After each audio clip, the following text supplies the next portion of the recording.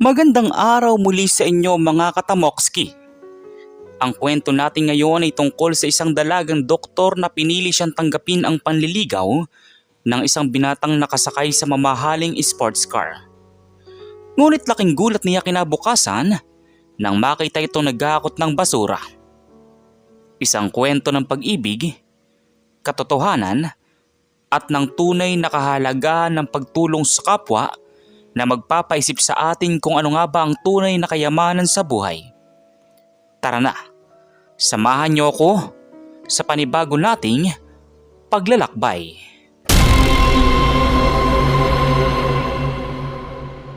Isang mainit na hapon sa lungsod ng Manila. Ang sikat na iskinita ng mga restaurant at coffee shop sa Kapitilyo ay puno ng mga tao na naghahangad ng kanlungan mula sa init ng araw. Ang mga sasakyan ay dumadaan ng maayos sa kalsada. Ngunit may isang puting Porsche 911 na nakakuha ng pansin ng lahat ng nakakakita. Mabilis itong huminto sa tapat ng isang kilalang cafe na paborito ng mga profesional. Ang pintuan ng sasakyan ay bumukas. At lumabas ang isang binatang matangkad. May maayos na suot na polo shirt at slacks na may ngiting nakakaakit sa lahat ng nakakakita. Siya si Miguel de la Cruz, kilala sa mga kaibigan bilang Migs. Isang binatang tila may lahat ng kailangan sa buhay. Ngunit hindi alam ng karamihan na ang kanyang buhay ay puno ng mga lihim na hindi niya kayang ibunyag kahit sa mga pinakamalapit sa kanya. Baka naunahan na ako ni Clara. Sana hindi siya napikon dahil medyo late na ako ngayon. Sinubukan ko naman dumating na maaga. Pero may mga bagay na hindi talaga may pagpapaliban. Pumasok siya sa cafe at agad na nakita ang babaeng nakaupo sa sulok na mesa. Naka-uniform pa ng doktor at may hawak na aklat na tungkol sa internal medicine. Clara, sorry na kung natagalan ako. May emergency kasi sa opisina ng tatay ko. Kailangan kong pumunta para ayusin ang ilang papeles. Itinabi ni Clara ang aklat at tumingin kay Miguel nang may bahid na pag-aalala. Ngunit agad din namang ngumiti. Hindi naman ako napikon, Migs. Alam kong marami kang ginagawa. Baka ikaw naman ang nagutom na. Order ka na kung ano man ang gusto mong kainin. Ako, tapos na akong kumain ng sandwich habang naghihintay sa'yo kanina. Tumingin si Clara sa labas ng bintana at tinuro ang puting sports car. Ang ganda naman ng sasakyan mo, Migs. Bago ba yan? Hindi mo pa naman ako sinasabihan kung saan ka nagtatrabaho o ano talagang ginagawa mo para makabili ng ganitong klaseng kotse. Si Clara Santos ay isang 27 anyos na doktor sa isang pampublikong ospital sa Maynila. Matapos niyang tapusin ang kanyang pag-aaral sa medisina, agad siyang nagpasya na magtrabaho sa pampublikong ospital para makatulong sa mga mahihirap na pasyente na hindi kayang bayaran ang mahal na gastos sa pagpapagamot. Simple lang ang kanyang buhay. Umuwi siya sa kanilang maliit ngunit masayang tahanan sa Mandaluyong kasama ang kanyang mga magulang at dalawang kapatid na mas bata pa sa kanya. Hindi siya mahilig sa mga mamahaling bagay at ang tanging hangarin niya ay makapagbigay ng magandang serbisyo sa mga nangangailangan. Hindi naman bago yun, Clara. Binigay lang ngayon sa akin ng tatay ko nung nakaraang taon. Tungkol sa trabaho ko. Well, nagtutulungan kami ng tatay ko sa negosyo niya. Mga importasyon ng mga produkto mula sa ibang bansa. Medyo komplikado lang, kaya hindi ko masyadong maipaliwanag ng detalyado. Pero hindi naman yun mahalaga, di ba? Ang mahalaga ay mas makilala kita ng gusto. Alam mo bang simula nung makilala kita sa charity event ng ospital mo, hindi ako makatulog ng maayos dahil lagi kitang iniisip. Migs, hindi ka naman talaga seryoso, no? Baka naman napapansin mo lang ako dahil isa akong doktor at baka kailangan mo ng free consultation kung sakaling may sakit ka. Pero seryoso naman ako, Migs. Gusto kong malaman kung sino ka talaga. Hindi ako interesado sa mga mamahaling kotse o pera. Gusto ko lang ng taong totoo, mapagkakatiwalaan at handang tumulong sa iba. Ang usapan ni na Miguel at Clara ay nagpatuloy ng mahabang panahon. Nagkwento sila tungkol sa kanilang mga karanasan sa buhay, mga pangarap at mga bagay na gusto nilang gawin sa hinaharap. Si Miguel ay tila tunay na interesado sa buhay ni Clara. Tanong ng tanong siya tungkol sa mga pasyente niya sa ospital. Kung paano niya nalalampasan ang pagod at stress ng trabaho. At kung ano ang mga bagay na nagpapasaya sa kanya. Si Clara naman ay napansin na tila may kakaiba sa bintana. Minsan ay tahimik siya at parang iniisip ang isang bagay na malalim. Ngunit agad din naman siyang bumabalik sa kanyang masiglang ugali. Clara, meron akong gustong sabihin sa iyo. Alam kong hindi pa tayo masyadong magkakilala. Pero naramdaman ko na talaga na ikaw na yun. Ang taong gusto kong makasama habang buhay. Gusto kong maging tayo, Clara. Pwede ba kitang ligawan ng seryoso?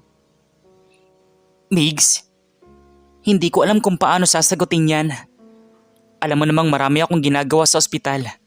Minsan ay overtime ako. At hindi ako makakapagbigay sa iyo ng sapat na oras. Pero handa akong subukan.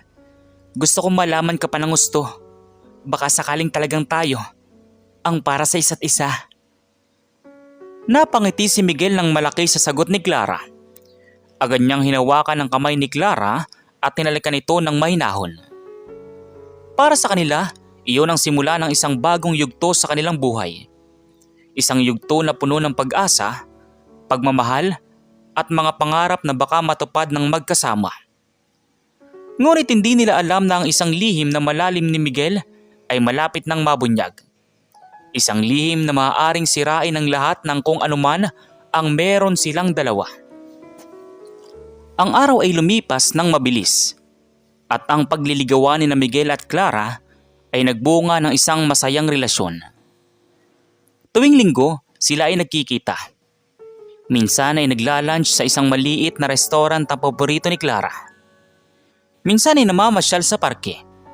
At minsan naman ay nanonood ng sine. Si Miguel ay laging maaasahan. Lagi siyang nandoon para kay Clara tuwing kailangan niya ng isang taong makakausap o makakapagpaalala sa kanya. Si Clara naman ay laging sinusubukang gawin ang lahat para makasama si Miguel. Kahit na pagod na siya mula sa trabaho, hindi siya tumatanggi sa mga imbitasyon ng binata. Alam mo bang, may bagong pasyente kami sa ospital na isang batang lalaki na may sakit sa puso. Hindi kayang bayaran ng mga magulang niya ang operasyon. Kaya nag-organize kami ng fundraising event para sa kanya. Gusto mong sumali, Migs? Maraming tao ang makakatulong kung sasali ka. Siyempre, Clara. Gusto kong tumulong. Sabihin mo lang kung kailan at saan. At pupunta ako. Baka pwede rin ako makahingi ng tulong sa mga kaibigan ko para mas marami makatulong sa bata. Tumingin si Miguel sa malayo at tahimik na naiisip ang isang bagay. Clara, gusto kong sabihin sa iyo na sobrang saya ko ngayon dahil kasama kita. Hindi ako makapaniwala na may isang taong tulad mo na nagmamahal sa iba nang walang hinihinging kapalit. Isang linggo matapos ang kanilang pagkikita sa parke, nagdesisyon si Clara na pumunta sa bahay ni Miguel para makilala ang kanyang pamilya. Alam niya mahalaga na makilala niya ang mga taong mahalaga sa binata para mas maunawaan pa siya. Ngunit nang dumating siya sa address na binigay ni Miguel, laking gulat niya nang makita na ang bagay ay isang malaking mansyon na matatagpuan sa isa sa mga pinakamayamang subdivision sa Makati. May mga security guard na nagbabantay sa gate at may mga hardin na napakaganda at maayos na maayos. Ang laki naman ng bahay mo, Migs. Hindi mo man lang ako sinabihan na ganito kalaki at mamahalin ng bahay ninyo. Hindi naman kailangan malaman mo yun, Clara. Basta alam mong mahal kita, di ba? Tara na, pasukin na natin ang bahay. Hinihintay na tayo ng mga magulang ko. Pagpasok nila sa loob ng bahay, sinalubong sila ng mga magulang ni Miguel. Sina Don Roberto at Doña Elena de la Cruz.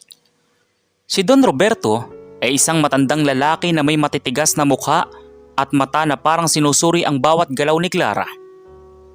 Si Doña Elena naman ay isang magandang babae na may mainhin na ugali. Ngunit makikita mo rin sa kanyang mga mata na may pag-aalinlangan tungkol sa relasyon ng kanyang anak at ni Clara. Clara! Clara Santos! Narinig ko na ang tungkol sa iyo. Isang doktor sa pampublikong ospital. Maganda naman na gusto mong tumulong sa mga mahihirap. Ngunit kailangan mong maintindihan na ang pamilya namin ay may sariling mga tradisyon at pamantayan. Opo, naiintindihan ko po yun, Don Roberto. Hindi ko naman po hinahangad na baguhin ang anumang bagay sa inyong pamilya. Gusto ko lang naman po na makasama si Miguel at ipakita sa kanya kung gaano ko siya kamahal. Dahil doon ay napangiti si Doña Elena at tinawakan ang kamay ni Clara. Napakabait mong babae, Clara. Alam kong mahal ni Miguel ang trabaho mong ginagawa. Ngunit kailangan mong maunawaan na ang buhay na ginagawa mo ngayon ay iba sa buhay na makukuha mo kung ikaw ay magiging bahagi ng aming pamilya. Miguel, kailangan nating mag-usap na mag-isa mamaya. May mga bagay na kailangan kong sabihin sa'yo. Matapos ang maikling pagkikita ni na Clara at mga magulang ni Miguel, nagpasya silang umuwi ni Miguel. Habang sila ay nasa sasakyan, napansin ni Clara na tahimik lang si Miguel at parang may malaking problema sa isip. Sinubukan niyang kausapin siya, ngunit ang binata ay hindi pa rin makapagsalita ng maayos. Migs, okay ka lang ba? Mukha ka may iniisip na malaki. Sabihin mo naman sa akin kung ano yun. Baka makatulong ako. Hindi ako sigurado kung kaya kong sabihin sa iyo, Clara. Baka kapag marinig mo to, hindi mo na ako mamahalin pa. Tumigil ang sasakyan sa gilid ng kalsada at tumingin diretso sa mga mata ni Clara. Clara, hindi ako anak ng mayaman tulad ng akala mo. Ang mga taong nakita mo kanina ay hindi ko tunay na magulang. Laking gulat ni Clara sa sinabi ni Miguel. Hindi niya alam kung paano dapat tumugon o kung ano ang dapat niyang isipin. Para sa kanya, lahat ng mga bagay na alam niya tungkol sa binata ay biglang naging hindi totoo. Ano namang sinasabi mo, Migs? Hindi ko maintindihan. Sino ka talaga? Saan ka talaga galing? Hindi ko alam kung paano sisimulan sa iyo, Clara. Ang totoo, ako ay anak ng isang manggagawa na namatay noong ako'y bata pa. Ang aking ina naman ay nagtrabaho bilang isang katulong sa bahay ng mga De La Cruz. Noong ako ay 12 anyos pa lamang, namatay din siya dahil sa sakit na hindi kayang pagalingin. Mula noon, inampon ako ng mga De La Cruz, ngunit hindi nila ako tinanggap bilang tunay na anak. Ginagawa ko lang ang lahat ng utos nila para makakuha ng pera at makapagpatuloy ng pag-aaral. Ang sports car na akala mong akin ay pag-aari ng mga De La Cruz yun. Ang lahat ng mga bagay na ipinapakita ko sa iyo ay hindi totoo. Clara, ako ay isang simpleng tao lamang na gusto makahanap ng taong tunay na magmamahal sa kanya nang hindi tinitingnan ng kanyang katayuan sa buhay. Tulad mo. Ang mga salita ni Miguel ay parang kidlat na tumama sa puso ni Clara. Hindi niya alam kung dapat niyang paniniwalaan ang binata o hindi. Sa isang banda, naramdaman niya na totoo ang mga sinasabi ni Miguel. Makikita mo naman sa kanyang mga mata ang kalungkutan at katotohanan ng kanyang mga salita. Ngunit sa kabilang banda, hindi niya maunawaan kung bakit kailangang magsinungaling siya sa kanya sa mahabang panahon. Bakit mo ako pinagsinungalingan, Migs? Bakit hindi mo sinabi sa akin agad ang totoo? Akala ko ba ikaw ay taong totoo at mapagkakatiwalaan? Lumuhod si Migs sa harap ni Clara at tinawakan ang kanyang mga kamay. Hindi ko sinasadya na lokohin ka, Clara. Natakot ako na kapag nalaman mo ang totoo tungkol sa aking pagkatao, baka iwan mo ako. Gusto kong makita mo ako bilang isang taong karapat dapat sa'yo. Isang taong may kakayang ibigay ang lahat ng kailangan mo. Pero ngayon, napagtanto ko na mas masama palang magsinungaling kaysa ipakita sa'yo kung sino talaga ako. Kung ayaw mo na sa akin, naiintindihan ko na, Clara. Hindi ako karapat dapat sa pagmamahal mo. Tahimik lang si Clara. habang nakikinig kay Miguel. Mga luha ang tumulo sa kanyang mga pisngi. Ngunit hindi niya maipaliwanag kung ano ang nararamdaman niya. Galit, kalungkutan, o pagkaawa sa binata. Pagkatapos ng mahabang sandali, hinawakan niya mukha ni Miguel at pinunasan ang mga luha sa kanyang pisngi. Hindi ako galit sa iyo, Migs. Ngunit nasasaktan ako dahil hindi mo ako pinagkakatiwalaan. Sinabi ko naman sa iyo dati pa na hindi ako interesado sa pera o sa mga mamahaling bagay. Gusto ko lang ng totoong tao. Ikaw mismo. Hindi yung isang larawan na pinapakita mo sa akin. Bigyan mo ako ng panahon para makapag-isip-isip. Hindi ko kayang magdesisyon ngayon nang basta-basta. Binigyan ni Miguel ng pagkakataon si Clara na mag-isip. Umalis siya na maingat mula sa tabi ng babae at umuwi sa kanyang tahanan. Isang maliit na apartment sa isang tabing kalsada sa Pasig na kanyang inuupahan gamit ang perang kanyang natatanggap mula sa mga trabahong kanyang ginagawa para sa mga De La Cruz. Pagdating niya sa bahay, agad siyang humiga sa kanyang kama at iniisip ang lahat ng mga bagay na nangyari. Alam niya nagkamali siya sa pagpapanggap na isang taong mayaman, ngunit hindi niya alam kung paano mababago ang sitwasyon. Paano ko mapapatawad ang sarili ko kung hindi ako mapapatawad ni Clara? Siya na lang ang tanging taong nagbigay sa akin ng tunay na kaligayahan sa buhay. Hindi ko kayang mawala siya sa akin. Uwi ka ni Miguel habang nakatingin sa kisame. Kinabukasan ng umaga, nagdesisyon si Miguel na humingi ng tulong sa kanyang tunay na kaibigan na si Ramon.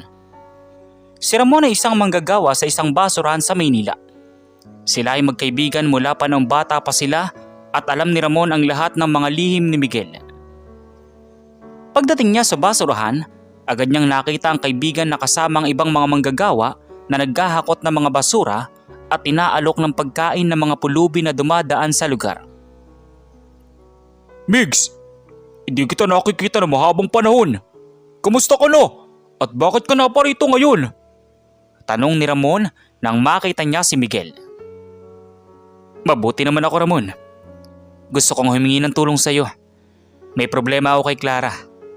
Nalaman niya ang totoo tungkol sa akin. Ibinigay niya ang lahat ng detalye ng nangyari sa kanyang kaibigan. Hindi ko alam kung anong gagawin ko. Gusto kong bawiin siya, pero hindi ko alam kung paano. Migs, alam mo naman palagi ako nandito para sa iyo. Pero kailangan mong maintindihan na kung talagang mahal mo si Clara, kailangan mong ipakita sa kanya kung sino ka talaga. Hindi yung taong may mamahaling sasakyan at nakatira sa mansyon. Kailangan mong ipakita sa kanya na ikaw ay isang taong may puso at handang gawin ang lahat para sa kanya. Alam mo bang simula nung mamatay ang mga magulang mo, lagi kang tumutulong sa amin dito sa basurahan. Nagbibigay ka ng pagkain, nag-aayos ng aming mga tahanan, at tinutulungan mo kami makapag-aral ng mga bata. Yan ang tunay na ikaw, Migs. Yan ang dapat mong ipakita kay Clara. Napatigil si Miguel sa sinabi ni Ramon. Hindi niya naisip na mga simpleng bagay na kanyang ginagawa para sa mga kaibigan niya sa basurahan ay maaaring makatulong sa kanya na bawiin ang tiwala ni Clara. Nagpasya siyang sundin ang payo ng kaibigan. Ipapakita niya kay Clara kung sino siya talaga at ipapamalas niya sa kanya ang tunay na pagkatao niya. Salamat, Ramon. Hindi ko alam kung paano ko ibabayad ang tulong na ibinibigay mo sa akin. Ngayon, alam ko na kung anong gagawin ko. Pagkatapos ng kanilang usapan, nagpasya si Miguel na pumunta sa ospital kung saan nagtatrabaho si Clara. Alam niyang baka hindi siya tanggapin ng babae.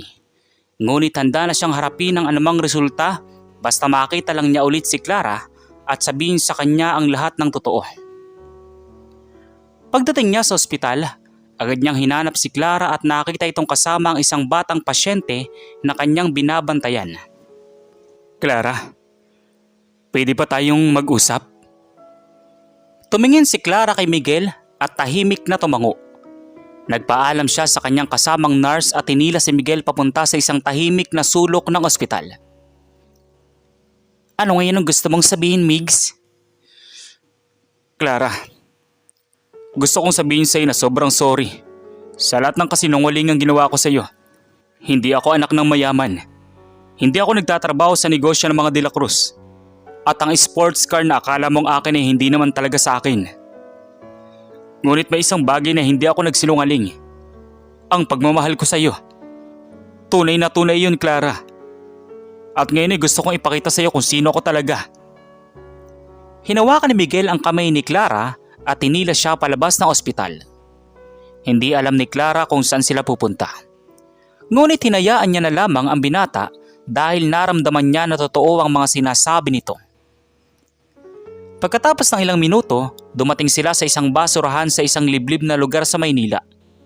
Doon ay nakita ni Clara ang mga manggagawang naghahakot ng mga basura. Mga bata na naglalaro sa tabi ng mga tambak ng basura.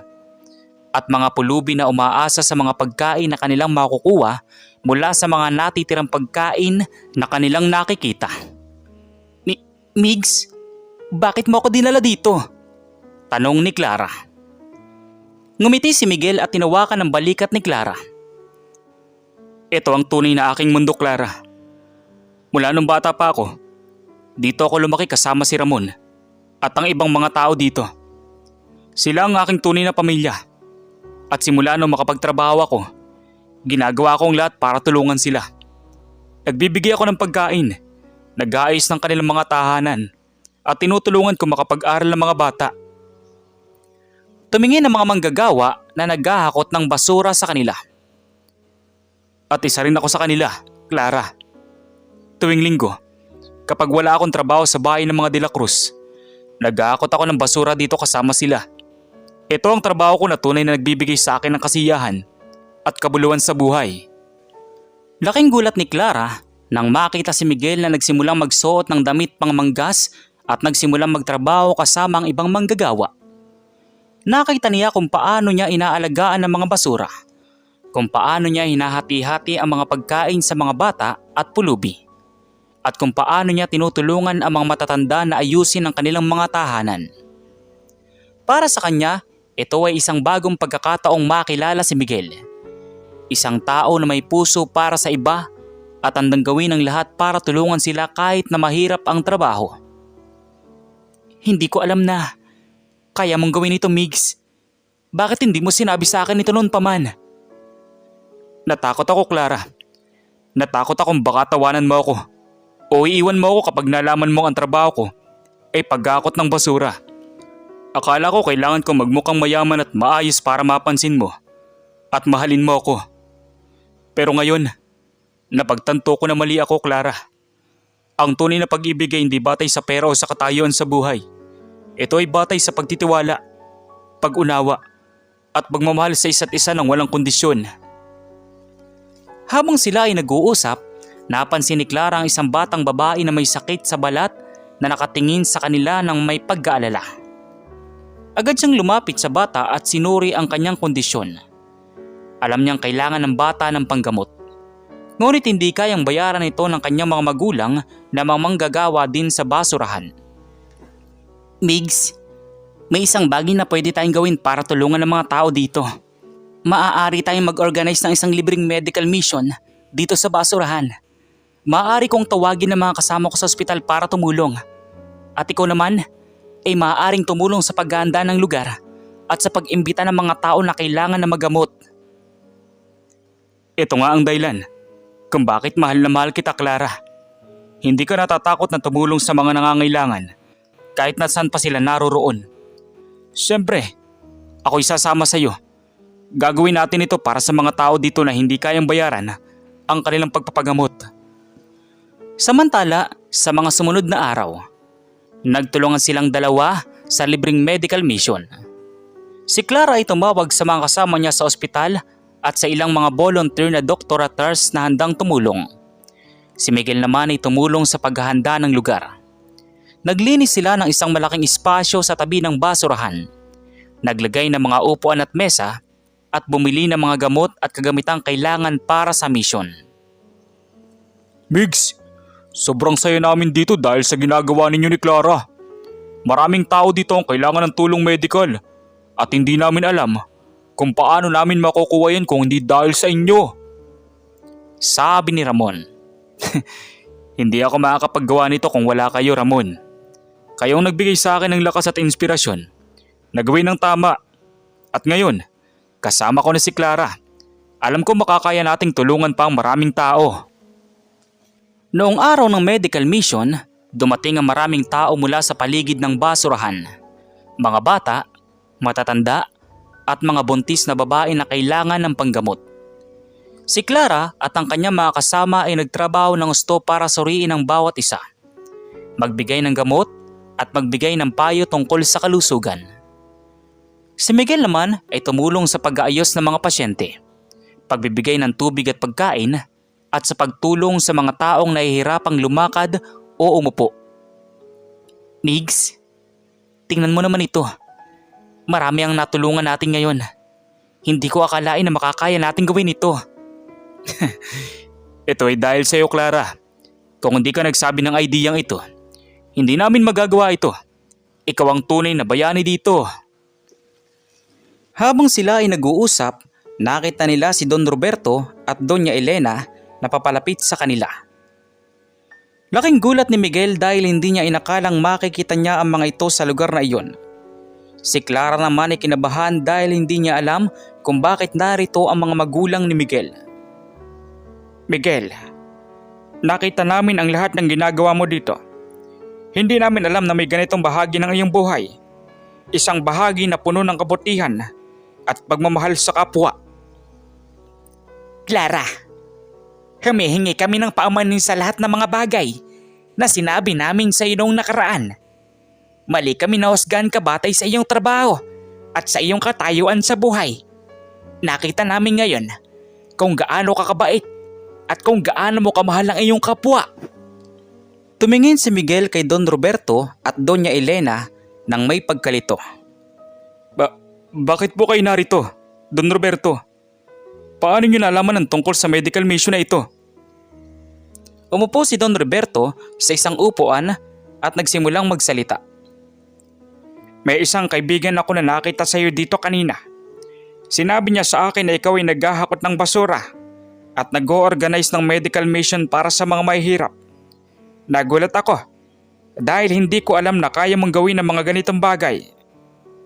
Miguel, mula nung inampun ka namin, palagi kang naging mabait at masunuring bata.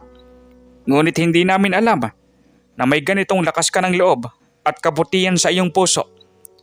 Gusto kong sabihin sa iyo na ikaw ay tunay na anak namin, hindi lamang sa dugo, kundi sa puso. Hinawakan ni Don Roberto ang kamay ni Miguel. Mula ngayon, hindi na kita pipilitin na gawin ang mga bagay na hindi mo gusto. Gusto kong tulungan ka na gawin ang mga bagay na nagbibigay sa iyo ng kasiyahan. Sasamahan ka namin sa lahat ng iyong plano para tulungan ang mga nangangailangan. Maaari naming ibigay ang pondo para sa mga susunod na medical mission ninyo. At tutulungan ka naming itayo ang isang maliit na klinika dito sa lugar na ito para hindi na kailangan lumayo pang mga tao para makakuha ng libreng gamot. Lumuluwa si Miguel sa mga salita ni Don Roberto. Matagal na niyang hinangad ang tanggapin siya ng mga De La Cruz bilang tunay na anak. At ngayon ay natupad na ang kanyang pangarap. Lumapit siya kay Don Roberto at Doña Elena at niyakap sila ng mahigpit. Salamat po, Don Roberto, Doña Elena. Hindi ko po akalain na mararating ko pa ang araw na ito. Hindi ko po kayo makakalimutan sa lahat ng tulong na ibinibigay niyo sa akin. Huwag kang mag-alala, anak. Mula ngayon, kami na ang bahala sa iyo. At alam namin na kasama ka ni Clara. Magiging mabuti ang lahat para sa iyo. Nang marinig ni Clara ang mga salita ni Doña Elena, lumapit siya sa kanila at ngumiti. Alam niyang simula ngayon, magbabago na ang lahat para sa kanila ni Miguel. Isang bagong simula na puno ng pag-asa, pagmamahal at pangarap na matutupad ng magkasama. Migs, sobrang saya ko para sa iyo. Narito na tayo. Lahat ng mga bagay na hinangad natin ay natutupad na. Hinawakan ni Miguel ang kamay ni Clara at hinalikan ito. Hindi ito mangyayari kung hindi dahil sa iyo, Clara. Ikaw ang dahilan kung bakit nagbago ang buhay ko. Ikaw ang aking liwanag sa dilim, ang aking lakas sa pagod, at ang aking pag-asa sa hinaharap. Ang araw ng medical mission ay nagwakas ng may ngiti sa mga mukha ng lahat ng nakilahok. Maraming tao ang natulungan, maraming sakit ang napagaling, at maraming puso ang nabigyan ng pag-asa. Para kay Miguel at Clara, iyon ay hindi lamang isang simpleng medical mission. Iyon ay ang simula ng kanilang paglalakbay bilang magkasama. Isang paglalakbay na puno ng kabutihan at pagmamahal sa kapwa. Isang buwan matapos ang medical mission, nagdesisyon si Miguel na tumigil sa pagpapanggap na isang mayamang tao. Ibinalik niya ang sports car sa mga De La Cruz at nagpasya na manirahan sa kanyang maliit ngunit masayang apartment kasama si Ramon at ang ibang mga kaibigan niya. Nagtrabaho siya ng gusto sa basurahan at sa parehong oras ay tumulong siya sa mga plano ni Clara para sa mga susunod na medical mission. Si Clara naman ay patuloy na nagtatrabaho sa ospital at sa parehong oras ay nag-o-organize sa mga volunteer na grupo para tulungan ang mga mahihirap na komunidad sa iba't ibang bahagi ng Maynila. Migs, tingnan mo ito. Nakausap ko ng ilang mga kumpanya na handang mag-donate ng gamot at kagamitan para sa susunod nating mission. Maaari na natin gawin ito sa susunod na buwan sa isang liblib na baryo sa Bulacan. Sabi ni Clara habang nakaupo sa mesa ng kanilang apartment kasama si Miguel. Hawak ang isang papel na may lista ng mga plano para sa susunod na medical mission. Maganda yan, Clara. Sasabihin ko na lang kay Ramon at sa ibang mga kaibigan natin para makapaganda na sila. Maaari na rin nating tawagan ng mga De La Cruz para humingi ng tulong sa paghatid ng mga gamot at kagamitan. Tumingin si Miguel kay Clara nang may pagmamahal. Clara, may isang bagay na gusto kong sabihin sa iyo. Alam mo namang mahal na mahal kita at gusto kong makasama ka habang buhay. Hindi ako mayaman, hindi ako may mga mamahaling bagay, ngunit handa akong ibigay ang lahat ng meron ako sa iyo. Ang aking puso, ang aking pagmamahal, at ang aking pangako na palaging nandito ako para sa iyo. Lumuhod si Miguel sa harap ni Clara at kinuha ang isang maliit na kahon mula sa kanyang bulsa. Clara Santos, handa ka bang maging asawa ko? Oo, Migs. Oo, handa akong maging asawa mo. Hindi mahalaga kung mayaman ka man o mahirap. Basta mahal kita. Dahil ikaw yan mismo. Dahil sa kabutihan ng iyong puso. At dahil sa pagmamahal mo. Sa akin at sa iyong kapwa. Lumuluwang sabi ni Clara. Niyakap ni Miguel si Clara na maigpit at hinalikan siya ng mahabang panahon. Para sa kanila, iyon ay ang pinakamagandang sandali ng kanilang buhay. Ang sandaling natuklasan nila ang tunay na kahulugan ng pag-ibig at pagkakapatiran. Mukhang may magandang balita tayong naririnig dito. Hindi na namin kailangan magtanong kung ano ang nangyari. Makikita naman sa mga mukha ninyong kaligayahan, sabi ni Ramon. Ngumiti si Miguel at tinawakan ang kamay ni Clara. Tama ka, Ramon. Si Clara ay pumayag na maging asawa ko. Gusto namin gawin ang kasal sa isang simpleng paraan. Dito sa tabi ng basurahan. Kasama kayo at ang lahat ng mga taong mahal namin. Isang buwan matapos ang pagpapakasundo, nangyari ang kasal ni Miguel at Clara sa tabi ng basurahan kung saan sila unang nagkasama at nagtulungan para sa mga mahihirap. Dumalo ang lahat ng kanilang mga kaibigan, ang mga manggagawa sa basurahan, ang mga pasyenteng natulungan nila sa medical mission at ang mga De La Cruz na naging bahagi na ng kanilang tunay na pamilya. Ang kasal ay simple lamang ngunit puno ng pagmamahal at kasiyahan. Walang mamahaling damit, walang mamahaling dekorasyon, ngunit mayroong puso na puno ng kabutihan at pag-ibig sa kapwa. Ngayon, ay nakikita ko na ang tunay na kahalagahan ng buhay. Hindi ito batay sa pera o sa mga material na bagay, kundi sa pagmamahal at pagtulong sa kapwa. Si Miguel at Clara ay patunay na ang tunay na pag-ibig ay kayang lampasan ng anumang hadlang at kayang gumawa ng mga bagay na hindi natin akalain na posible. Pagbibigay ng mensahe ni Don Roberto sa dalawa. Migs, hindi ko akalain na makakaya ko makasamang isang taong tulad mo. Isang tao na may puso para sa iba at handang gawin ang lahat para sa kanila. Hindi ko kakalimutan ang araw na nakita kita naghahakot ng basura. Iyon ang araw na natuklasan ko ang tunay na ikaw at ang araw na nagsimula ang lahat ng magagandang bagay sa aking buhay. Hinawakan ni Miguel ang kamay ni Clara at ngumiti. Clara, ikaw ang aking biyaya mula sa Diyos. Ikaw ang dahilan kung bakit nagbago ang buhay ko at kung bakit natutunan kong mahalin ang sarili ko para mahalin rin ng iba. Pangako ko sa iyo na palaging nandito ako para sa iyo, na palaging susuportahan kita sa lahat ng iyong mga pangarap at palagi magtutulungan tayo para tulungan ang mga nangangailangan. Matapos ang kasal, nagpatuloy si Miguel at Clara sa kanilang pagtulong sa mga mahihirap. Itinayo nila ang isang maliit na klinika sa tabi ng basurahan na pinondohan ng mga De La Cruz at ng ilang mga kumpanyang nag-donate ng pondo at kagamitan.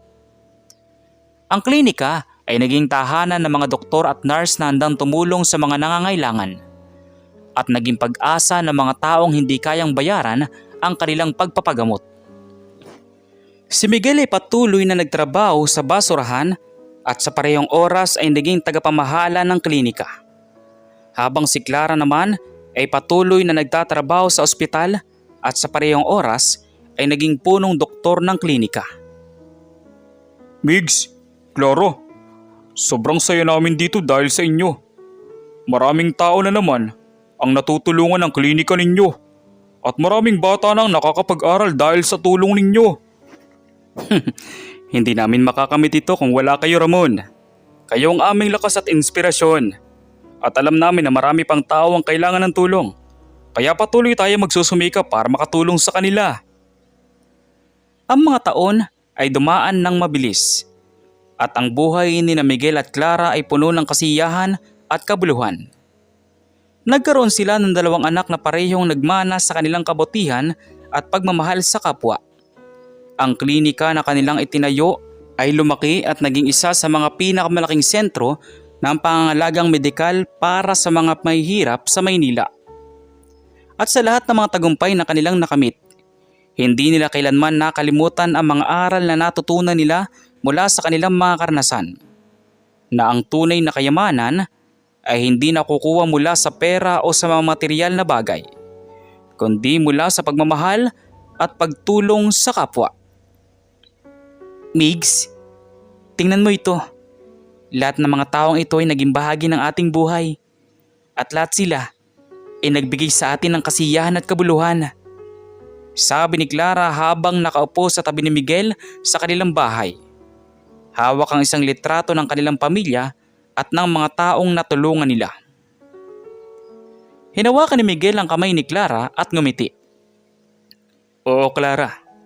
At alam kong patuloy tayong makakatulong sa maraming tao sa mga darating na taon.